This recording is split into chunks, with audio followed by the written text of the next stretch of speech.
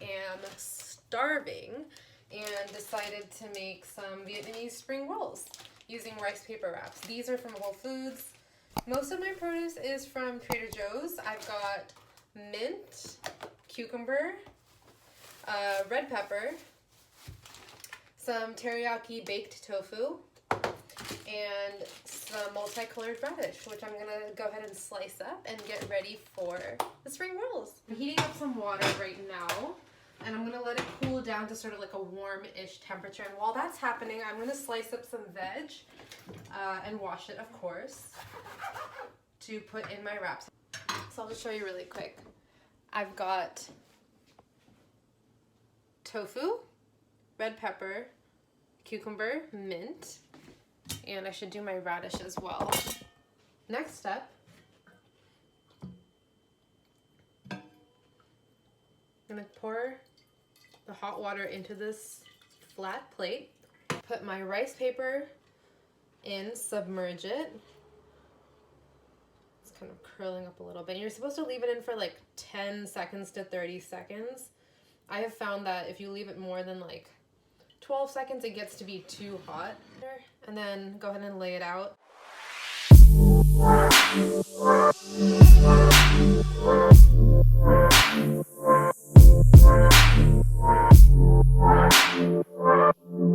Also give it a little taste test.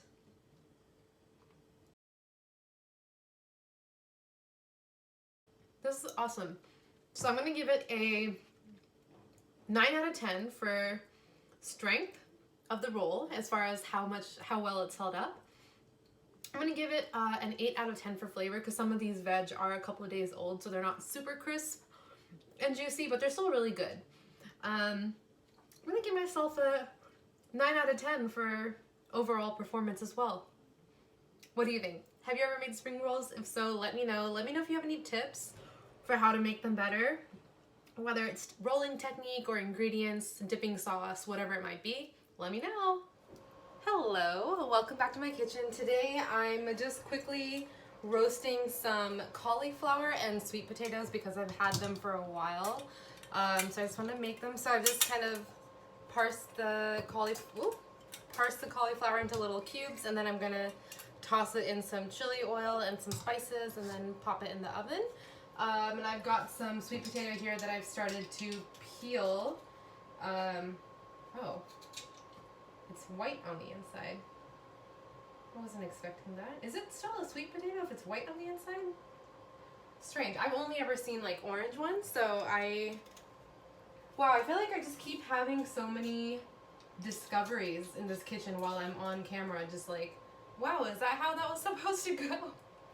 Anyway, so I'm just heating up the oven and then I'm gonna pop them in and then we'll see them when they come out. I'm just coating them in a bit of this chili onion crunch oil from Trader Joe's, and I've added some garlic powder. I'm just gonna add a little bit of turmeric too, a pinch of salt,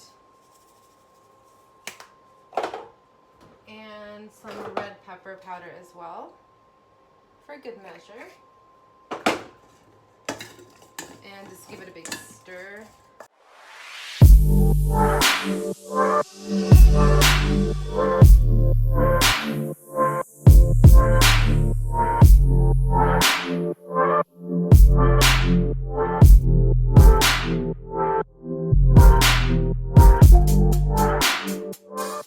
And now we wait. So the fries and cauliflower are done, out of the oven and looking real nice.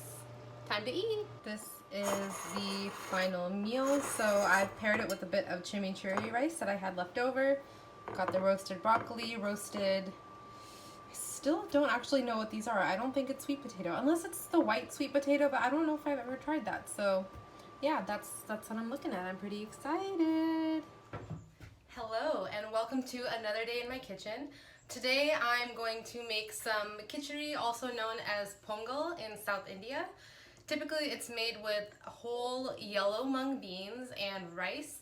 Those two are cooked together, typically in like a a pressure cooker. I'm just gonna cook them in a pot, and then you temper some spices in ghee, and usually add cashews and whatever other vegetables you just want to toss in, usually carrots and peas. I've got green mung beans, rice, and I don't have any vegetables really. I have some, nope, I don't have carrot. I might just have it plain, which is also okay, and I do have some sambar left over from yesterday, so I'm just gonna make this meal now. It's been a couple minutes, well, more than a couple minutes, but the rice and mung beans have been cooking together for a while, and now they're both kind of like mushy. So that looks pretty done. I'm just kind of like letting the last bits sort of steam and mush together, and then I'm gonna mush everything up, keep that on the side, and I'm gonna start tempering my spices, cumin, mustard seeds, maybe even some chili in ghee, and then mix it all together, and then we'll be done. The next step is to add some salt and turmeric powder, just a bit, and mix all that together and let that kind of just continue to cook. And meanwhile, I'm going to start on my ghee tempering. Ghee is well heated, so I'm going to pop, I kind of forgot about it for a minute, oops. So I'm adding some cumin seeds, whole cumin seeds, and some mustard seeds. Sorry, that glare is kind of annoying. Oh, it's too many.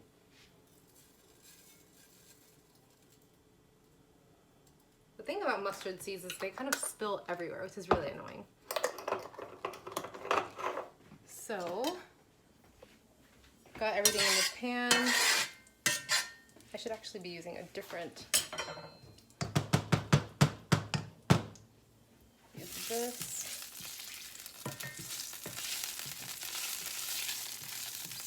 Ooh, that smells so good.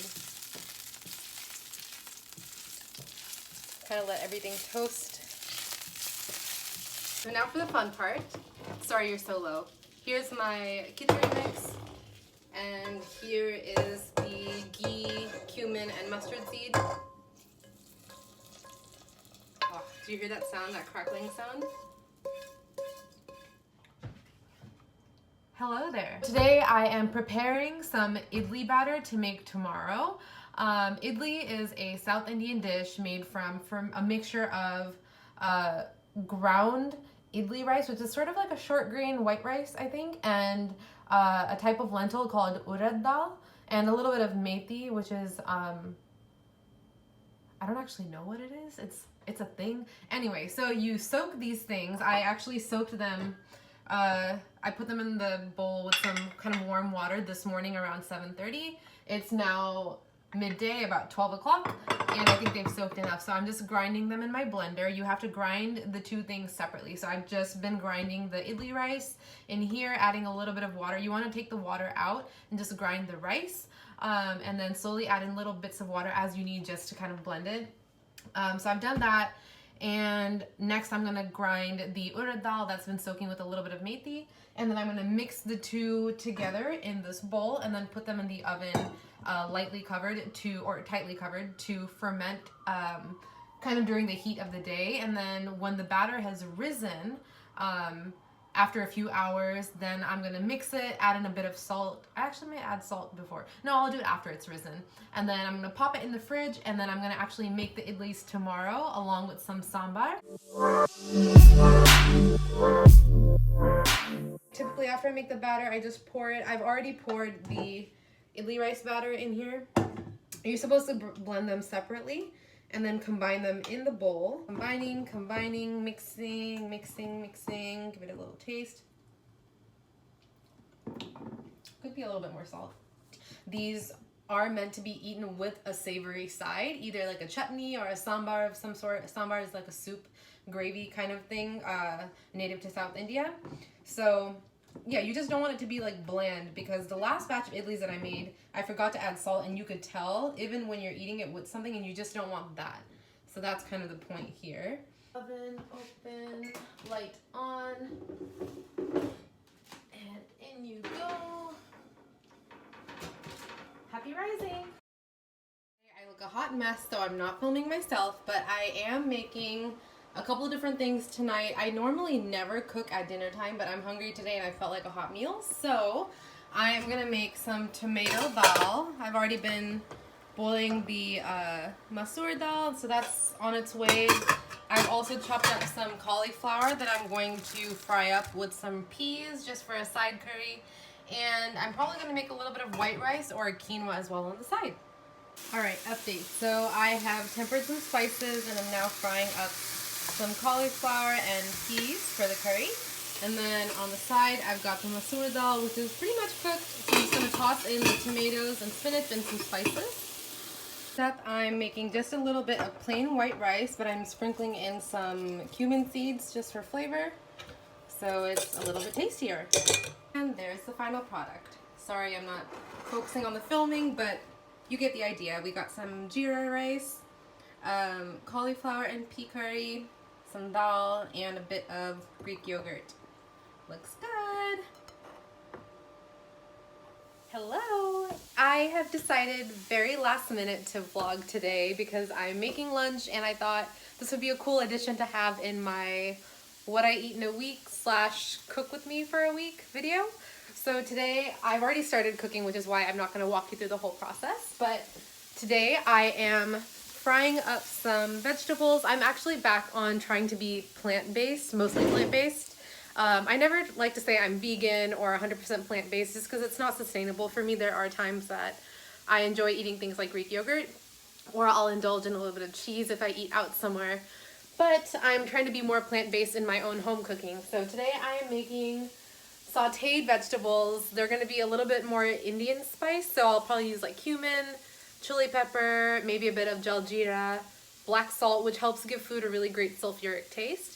And then I'm going to put them inside a brown rice tortilla that's gluten-free that I got from Trader Joe's and make a little wrap. And as a little sauce, I'm going to mix up some Greek yogurt with black salt and chopped up jalapenos. So I'm just sauteing some cauliflower, onion, corn, tomato, jalapenos, and that's it. I think I'm going to add some spinach at the end. It's a little burnt, but that's fine. It'll go away. I'm going to add a bit of garlic powder. Let's see, a little bit of turmeric.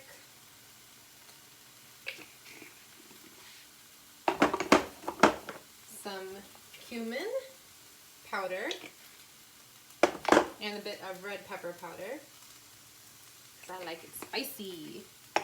And as mentioned, some black salt.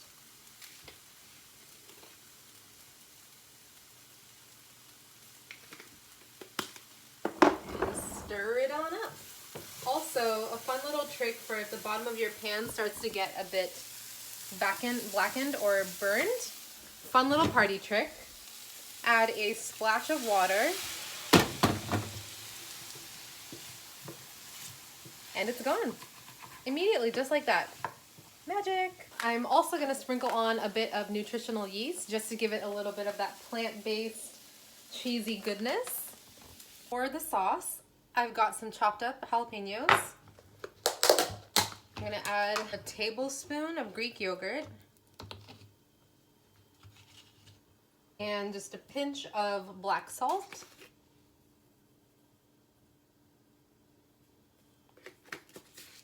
And actually a little bit of cumin as well. So I'm going to add a little bit of mint as well. I do have a mint plant now, which is very exciting, so I can kind of pluck it fresh and add it to my meals. I'm going to rip up a few bits of mint to just sprinkle that in. Perfect. Delicious. So all my ingredients are prepped. I have warmed up this brown rice gluten-free tortilla. First thing I'm going to do is lay on a bed of spinach leaves. This is just fresh. I feel like the heat of the sauteed vegetables is going to help kind of soften these leaves. I don't really want to get them to be too soggy. So I'm going to pop on some of these vegetables, not all, because I don't want to overstuff it. It's about good. And I'm just going to make kind of a loose wrap. I'm not too worried about it being perfect.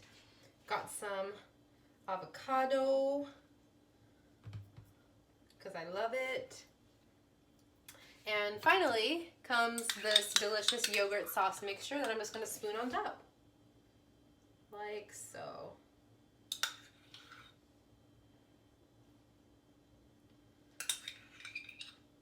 Beautiful. So you can see this is kind of what the wrap looks like as is.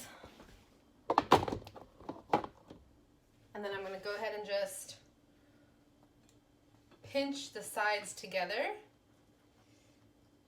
Ooh, this is very stuffed. It's really messy to eat, so I'm not gonna do that on camera, but verdict is that this is a 10 out of 10. Highly recommend. So I'm back from my walk and I am parched, so I'm gonna make something delicious. I don't quite know what, but I do know I've got lime, I've got some blended ginger concentrate, and I've got some frozen strawberries. So I think I'm gonna make kind of like a blended lime, strawberry, ginger drink.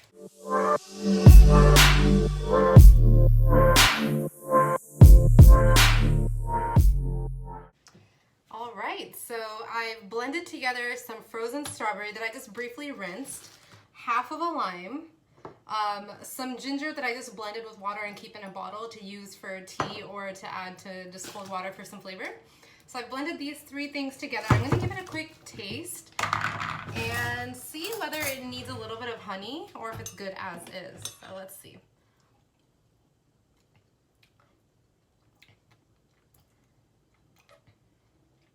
It's a teeny tiny bit tart, but I actually like, no, it needs a little bit of sweetness. Yeah, I'm gonna add some.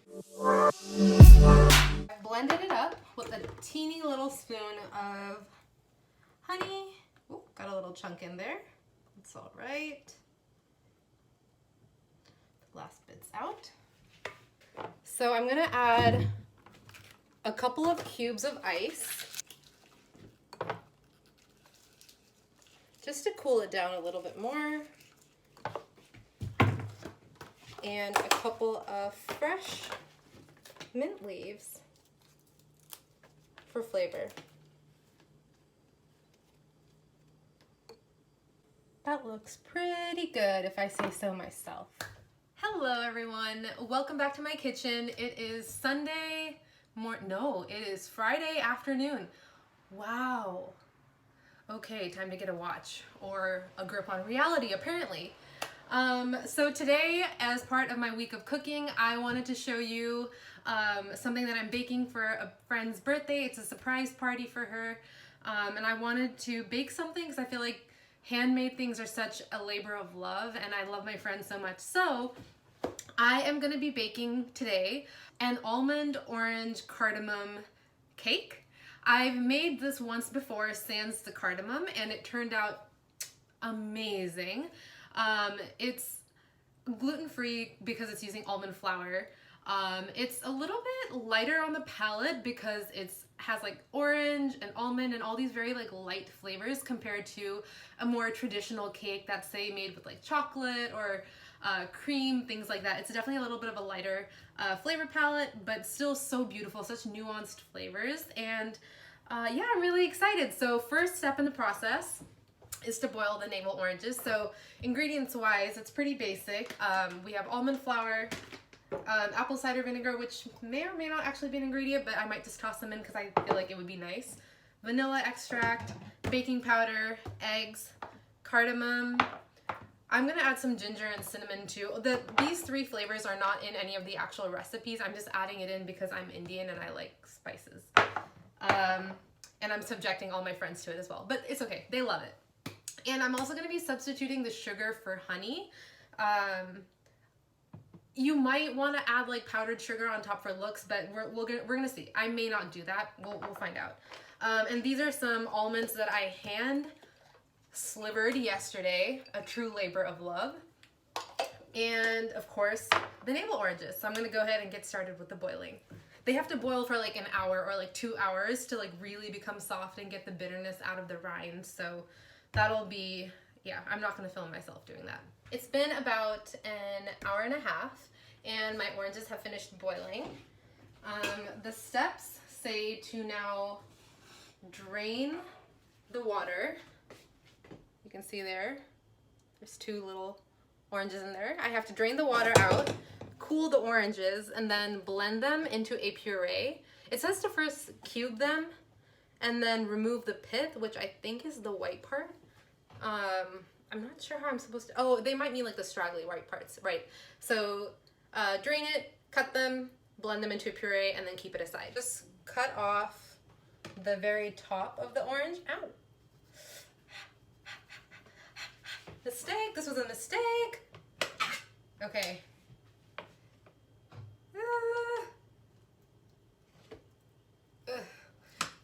Okay. There we go. Flawless, graceful as always.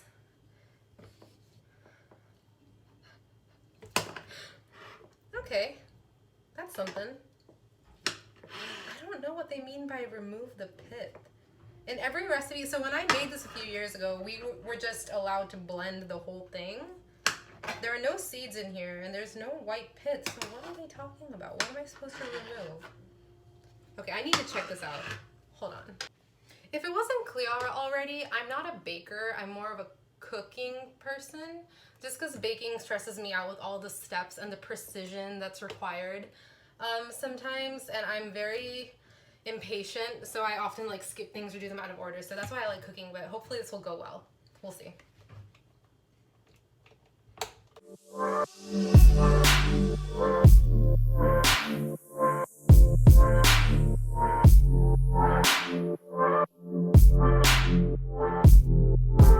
I've momentarily stopped pureeing. As you can see, this is the current texture of the oranges. It's very smooth, very creamy. I even just tasted a bit, and it's not as bitter as you would think, actually.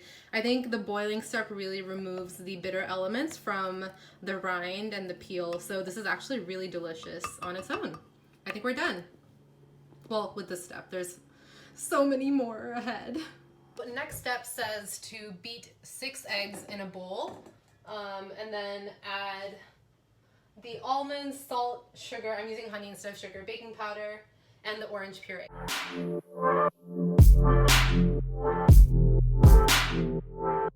The eggs are pretty beaten. Okay, ignore that. They're pretty well done. I don't really do baking with eggs often, so I think that's as good as it's gonna get. It said beat until they're thick. That's pretty thick. So I've got my blanched almond flour. That's 1 cup. Is that packed? Yes, it's packed. Sift that in. So here's my 1/2 cup measure.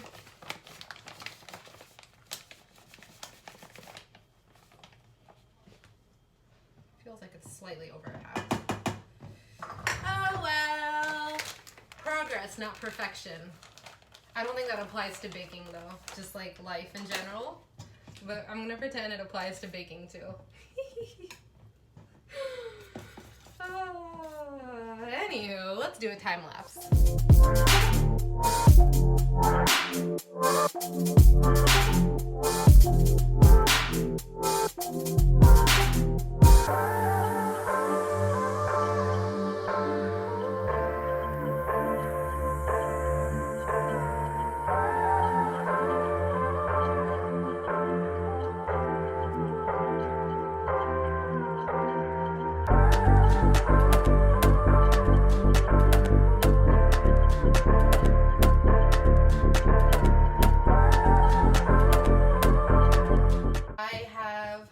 Finished making the batter, as you can see here.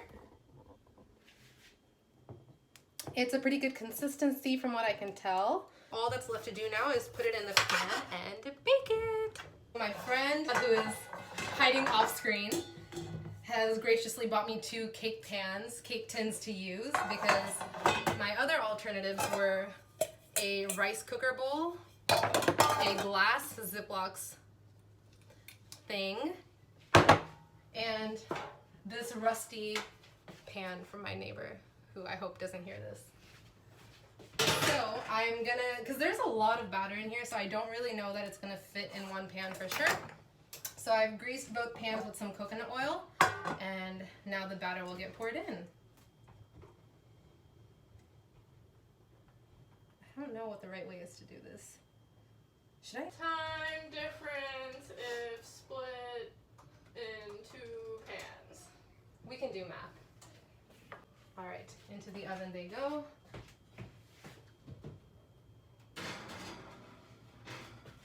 Should I put the oven light on? Can't you turn it on later? I can, but no, I'm asking like, should I put it on for the baking process? Is the light part of the baking? No. Okay, it's just the heat. Again, this is why I don't bake. So the baking is done. Because we split the pan into 2, we only put it in for 45 minutes and they are done. I just poked them with a knife and they look great. So I'm gonna pull them out. That's number 1. And here's number 2. They've come out quite well. They're still kind of like making some noises. So the biggest development has been that Daniela suggested that I put the 2 layers together with some buttercream in the middle. And I do happen to have a can of coconut cream, so I'm going to infuse them with these bags of lavender Earl Grey. And it's an overnight process, so I'm going to infuse them today, and then tomorrow I will whip the cream and add it on in between the 2 layers as well as on top. I'm also going to make some ginger infused honey base to then try and candy some orange slices in that infused honey, but I've never done this before and I feel like I'm going to be too lazy to look up directions, but we'll see what happens. So next step for the coconut cream is to put the coconut cream part. Oh, that's not what I was expecting.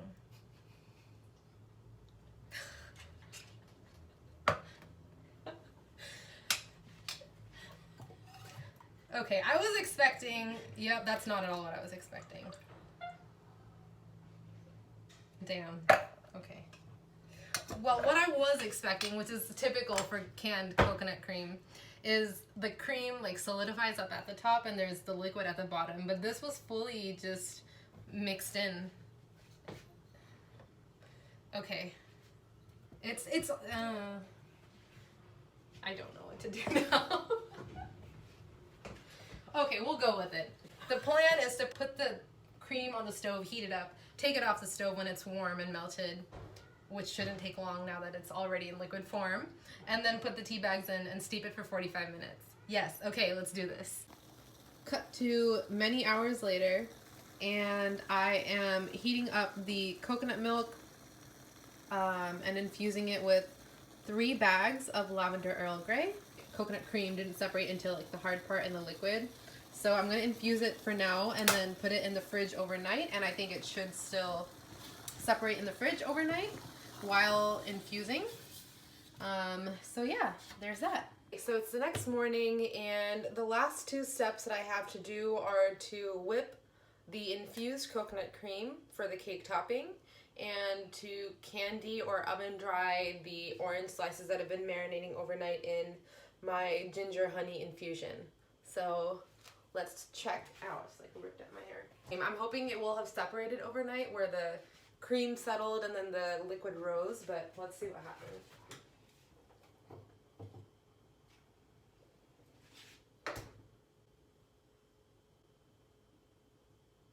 Wow, this coconut cream is like really not...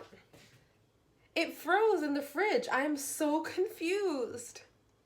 Why does this keep happening to me? So I poured it out, and this is what I have. I have 1 frozen block of, I don't know if this is the liquid or the cream, and then I have this liquid here, this infused liquid, which I also don't know if this is the cream part or the liquid part. I don't know which is which. And I know it would seem like this is obviously the solid part because it is solid, but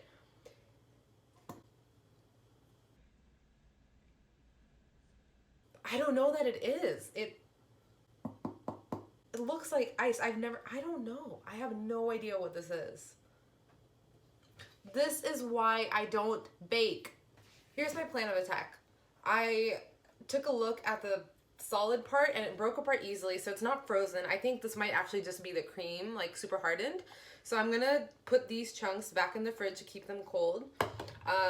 And this liquid, I'm also still not sure what it is. So what I'm gonna do is I'm gonna try putting them in the blender separately and see which one actually whips. I feel like the result will tell me which one is the right one. And if one of them doesn't whip and just stays liquid, then that's perfect. I'll just use that in oatmeal or something like that later. Great plan. This is, yeah, it's going well.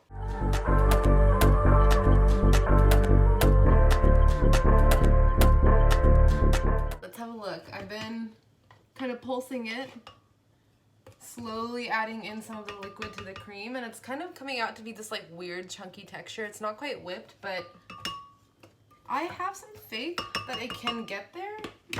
I'm gonna keep whipping it. We'll see what happens. Yet another change of plans. I took out the liquidy part and I'm now hand whipping that. And there's some interesting separation happening, and there are some bits that sort of look whipped. I can't believe I'm saying this, but it's actually working. Like, I continue to strip out little bits of the liquid, continuously just pressing it out, and I've started to slowly break it up and whip it in here, and look, it's starting to whip!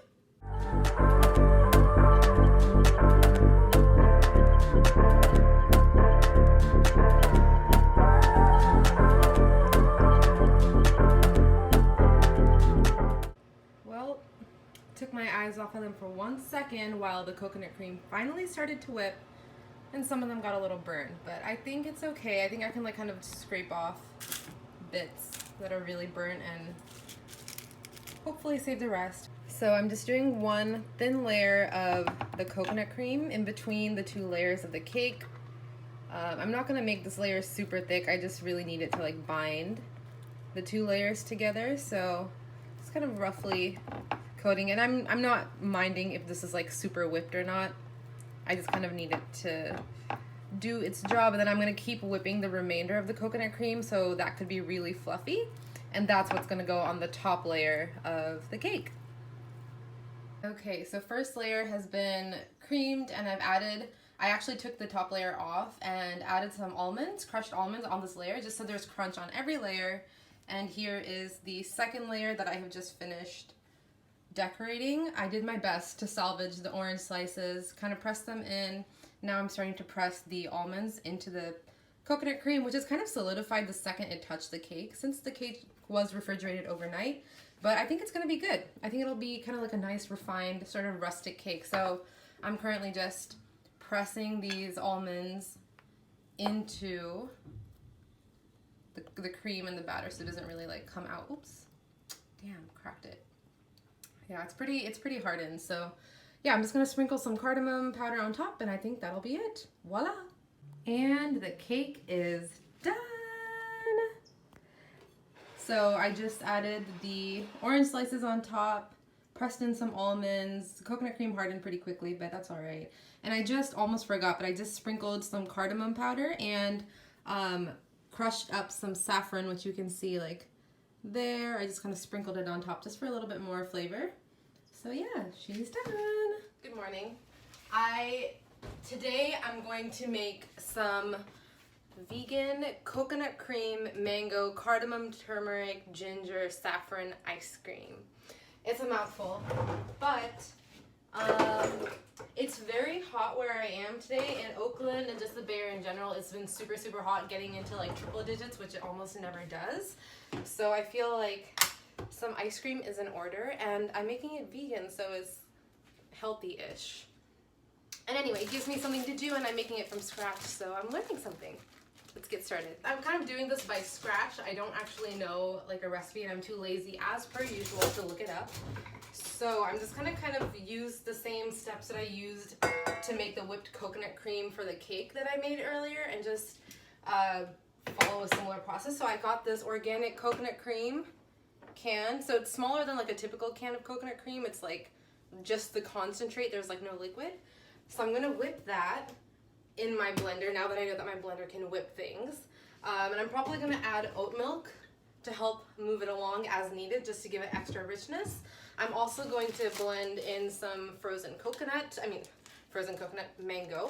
Although I do also have fresh coconut. I could add some fresh grated coconut as well. Just make it a little bit, maybe not, I don't know, we'll see about that. I might just sprinkle that in. So I've got turmeric and cardamom and ginger powder and some saffron, which I'm gonna just kind of blend in, probably by hand.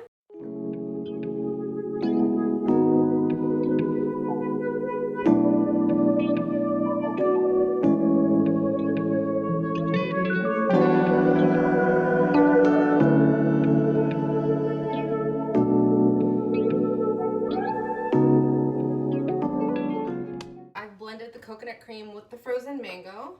I've decided it's probably also wise to add some honey and sweeten it up since this is an ice cream. I wonder if that's too much.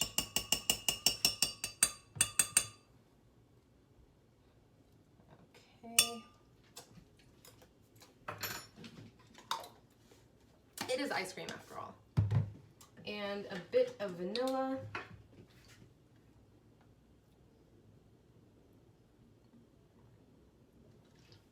Just about a half a teaspoon, not much. I'm also gonna add a splash of oat milk.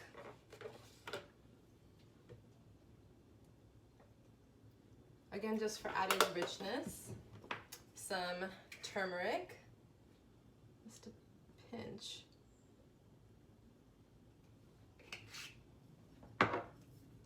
Ground ginger.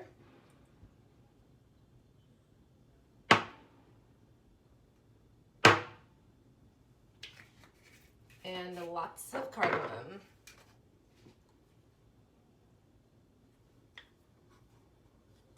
I'm always concerned that this little thing is gonna come off. That's probably good. Cardamom's quite strong, so I don't need a lot of it. And then we're also gonna add in saffron. Pretty pricey stuff, so I'm not gonna use too much. I'm just gonna sort of crush it like so. Close that off. And I think I'm gonna add some chopped up little frozen mango chunks towards the end, but I don't need to do that now.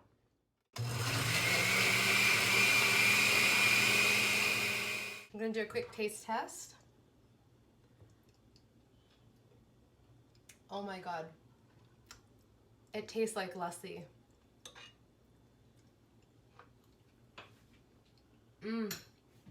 Cool. I'm gonna keep whipping that for a little bit more. I think it's all done whipping, so I'm just going to quickly and very roughly chop some frozen mango chunks and add that in.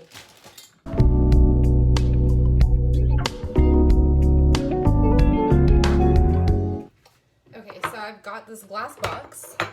I'm gonna pour. Ooh, yeah. That looks amazing. So creamy. That's gonna freeze super well. And then I've got all my chopped mango that I'm just gonna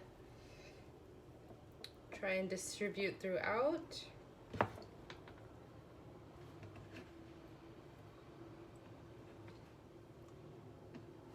And then give it a little bit of a mix so it's more even.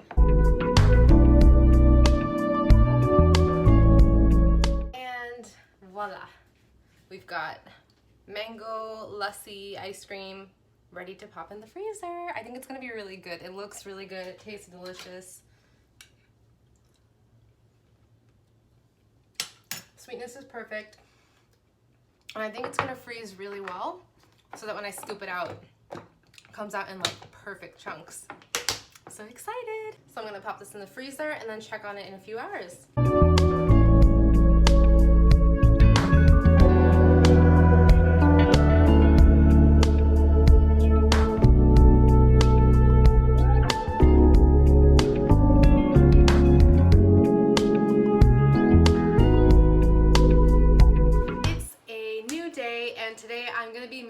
Dessert. I'm making beetroot carrot halwa, which is just a healthier version of a very traditional Indian sweet. And I happen to have some beets that I've been meaning to use up, and I hate beets when they're made savory because they're sweet, and I hate when savory and sweet things are combined. Mostly, sometimes there's an exception, but anyway, so I've made this once before and it was really very successful, so I'm gonna do it again. So I've got 3 beets that I'm going to peel and then grate, and I've got 1.5 carrots that I'm gonna do the same thing for. And I'm gonna get them in a pan with some oat milk, start that simmering. While that's simmering and the milk is reducing to kind of help thicken up the consistency, I'm going to chop up a couple of dates. I've also got some mixed nuts. Yes, they're in a shot glass. And I'm also gonna add some ghee and some honey to sweeten and give it some flavor. And then at the very end, I'm gonna add a pinch of ground ginger, some cardamom powder, and a sprinkling of saffron. Let's get started.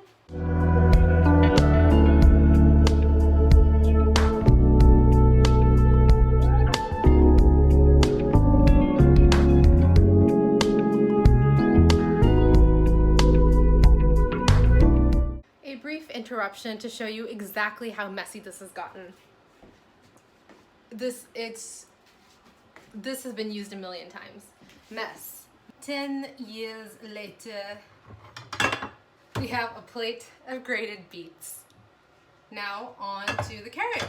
I'm just gonna keep ignoring this massive mess and pretend that it's not there and that I'm not extremely anxious because of it, because it's all fine. Alright, so now I've got my beautiful plate of carrots and beets all grated and ready to go.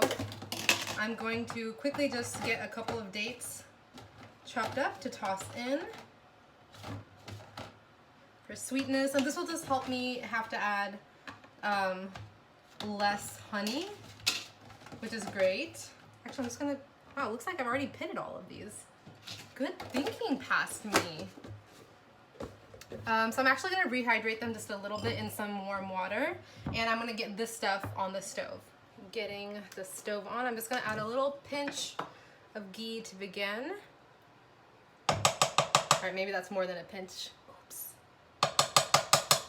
Okay, so now the ghee is a bit melted, so I'm going to toss in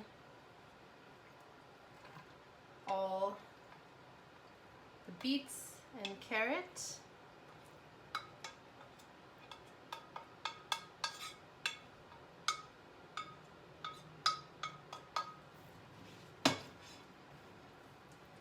Kind of mix it around a little bit, and then I'll add in some oat milk as well. I'm not using an exact recipe or any quantities or anything. I'm just kind of doing this from memory at this point. So I'm just going to start with that much oat milk and hope that that's the right amount. So if you can see, it's kind of now in a little pool of the oat milk. I'm probably going to have to add more actually. Yeah, let's just go ahead and add a bit more because I think it's really going to cook off once it starts boiling and reducing a bit. Give that a little stir, and then now you just let it start to boil. That's it.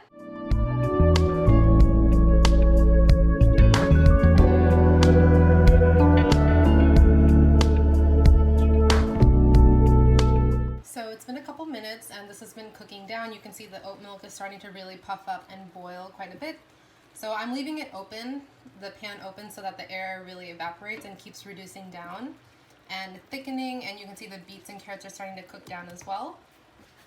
On this side, I've chopped up my mixed nuts, and I've also got my soaked and roughly chopped dates as well that I'm going to add in. Actually, I'll add them in at the same time that I add the ghee and the honey and the spices. Alright, so it's boiling quite a bit, so in go the chopped up dates. Alright, progress check. It has thickened quite a bit. It's actually almost perfect consistency now, so I'm going to go ahead and add everything else. And with that, I wrap up my summer of cooking vlog. I hope you enjoyed. I hope you learned something. I hope you laughed with me. I always have fun in the kitchen. I rarely follow recipes because I don't have the patience for it, and I just like to kind of get creative and do my own thing anyway when I'm in the kitchen. So I hope that you got something out of this, and let me know in the comments which recipe was your favorite, what stuff you like to cook, maybe what video you'd like to see next. If you enjoyed this video, if you just want to say hi, I do want to engage with everyone, so if you watch this, please do be sure to give me a like and leave me a comment, and if you haven't, make sure you subscribe so you get alerts. Thanks so much. See you in the next video.